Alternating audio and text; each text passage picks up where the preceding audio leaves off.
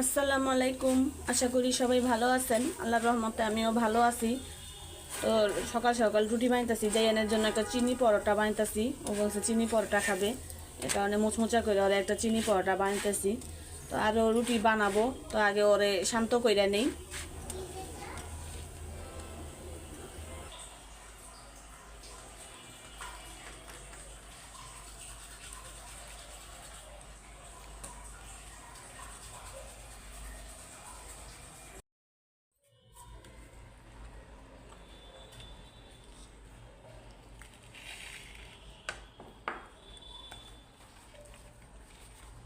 Gen খাও।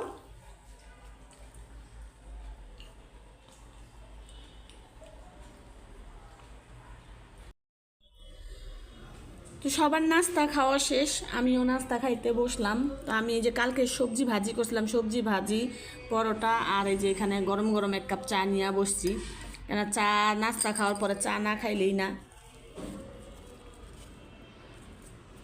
তো আজকে বাইরে রোদ আছে, মাশাল্লাহ ওয়েদারটা অনেক সুন্দর, কিন্তু অনেক ঠান্ডা, বাতাস প্রচুর পরিমাণে ঠান্ডা। টাইলসে তো পাড়াই দেওয়া যেতেছে না, এমন পরিমাণের ঠান্ডা।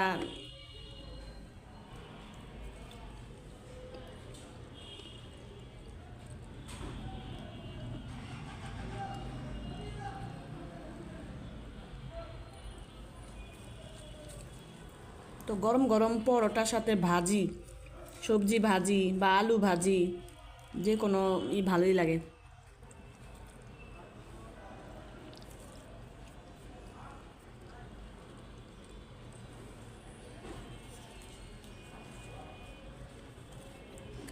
তো জাইয়ানকে আগে খাওয়াই দিছি, ওরা একটা চিনি পরোটা, সকালে এটা বলতে আম্মু চিনি পরোটা খাবো, তো চিনি পরোটাই বানাই দিলাম। আর জাইয়ানের বাবা সবজি ভাজি আর পরোটা বানাই দিলাম, খাইয়া চলে গেছে।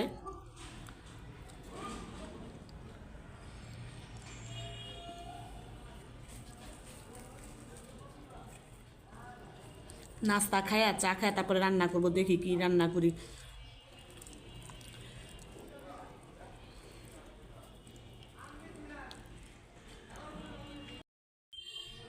নাস্তা খাইয়া চলে আসলাম রান্নাঘরে।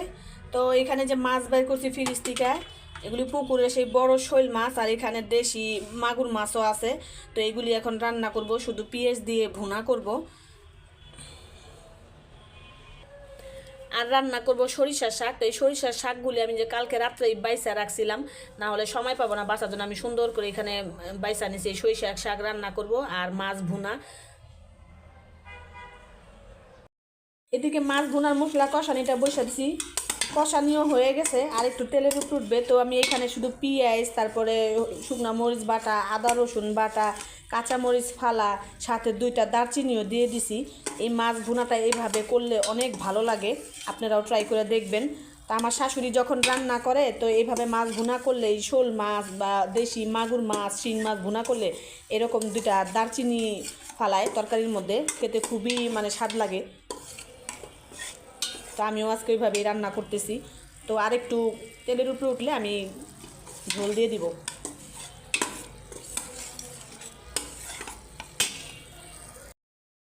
তরকারি রান্না হয়ে গেছে, তো আমি এটা একটু ঝাল ঝাল করে রান্না করছি।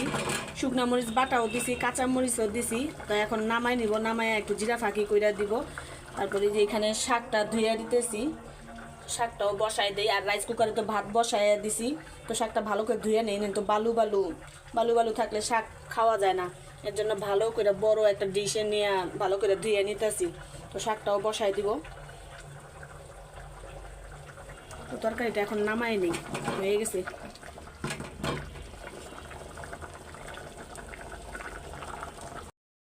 শাকগুলো সিদ্ধ হয়ে গেছে।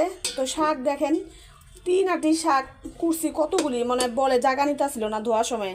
আর এখন মনে হইতেছে 1 আটি হয়ে গেছে সিদ্ধ হয়ে, এত কমা কমছে, এত পানি এই শাক। তো শাকগুলি এখন ভাজা ভাজা করে নেই। এখানে রসুন পেঁয়াজ বেশি করে কটা কাঁচামরিচ দিছি, একটু ঝাল ঝাল। এই কাঁচামরিচটা এত ঝাল, অনেক ঝাল এই।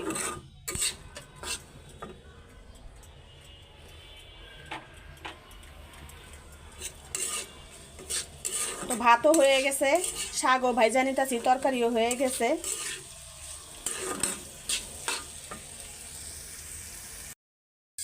শাকও হয়ে গেছে, তো নামাই নেই। তো শাকটা আমি আজকে একদম সবুজ সবুজ করে রান্না করছি, দেখেন কি সুন্দর একদম সবুজ সবুজ হয়ে গেছে শাক।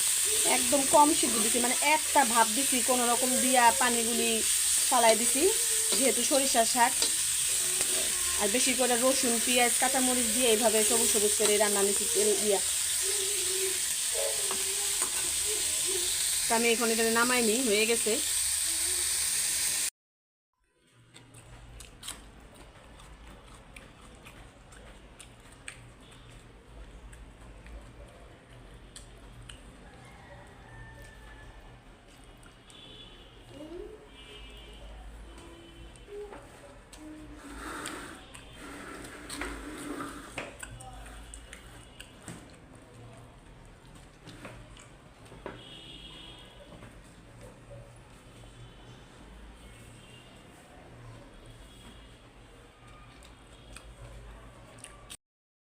মাগরিবের আজান হয়ে গেছে, তো যাইয়ান ঘুম দিছে সন্ধ্যার একটু আগেই। তো ওরে চেষ্টা করলাম যে সন্ধ্যার দিকে যাতে না ঘুমায়, কিন্তু ঘুমায় গেল। আর এইদিকে মিষ্টি আলু আনা হয়েছে, তো এই মিষ্টি আলুগুলো আমি এখন সেদ্ধ দিয়ে দিব।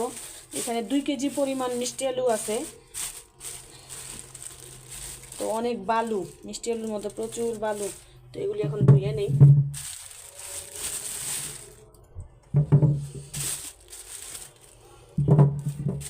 তো বেশি দিব না, অল্প কয়েকটাই দেই। রাইস কুকারে ধুয়ে সিদ্ধ দিয়ে দিই। অনেক বালু।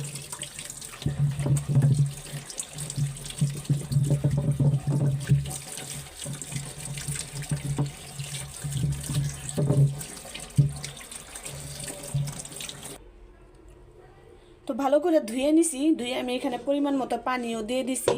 তো এখানে অল্প একটু লবণ দিয়ে দিব। লবণটা দিলে কি আলুটা খাইতে একটু ভালো লাগে, অল্প একটু লবণ দিয়ে দিব। আর পানি এত বেশি দেয়নি, কম কমে দিছি, বেশি পানি দিলে আলুটা পাঞ্চা পাঞ্চা লাগে। তো এখন সিদ্ধ দিয়ে দিই। জানি না শীতের দিনের আলু মিষ্টি লাগবে কি না, তারপরে সিদ্ধ করে দেখি। আর এই আলু কিন্তু দুইভাবেই খাওয়া যায়, এরকম সিদ্ধ দিয়ে এমনি খাওয়া যায়, আবার সিদ্ধ দিয়ে ময় মশলা দিয়ে তারপরে তেলে যেরকম এই আলুর দম করি না, ওরকম ভাজা ভাজা করেও খাওয়া যায়। তো এটা যদি মিষ্টি না হয় তাহলে এই আলু দিয়ে আবার ওই সিস্টেমটাই করে ফেলবো নি। তো এটা এখন সিদ্ধ দিয়ে দিই।